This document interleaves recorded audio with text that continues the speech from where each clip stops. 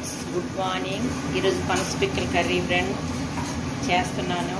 దీనికి సరిపడే ఉల్లిపాయలు, పచ్చిమిర్చి, కరివేపాకు, ఆవాలు, జీలకర్ర, అల్లం వెల్లుల్లి పేస్ట్, కారం, ఇదిగోండి ఇది పసుపు, చికెన్ మసాలా, గరం మసాలా, సరిపడిన సాల్ట్.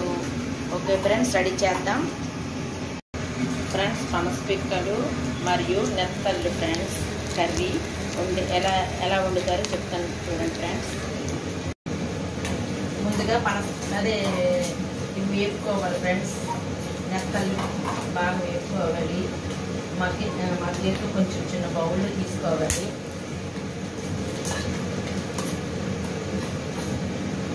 తీసుకున్న తర్వాత అలా ఫ్రెండ్స్ తర్వాత ఉల్లిపాయలు వేగాక అల్లం వెల్లుల్లి పేస్ట్ వేసి వేయించుకోవాలి ఫ్రెండ్స్. ఇది వేగాక కొంచెం సాల్ట్ వేయాలి. తొందరగా వేగుతుంది కదా.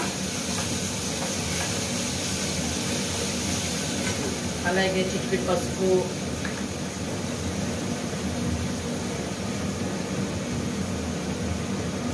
కారం,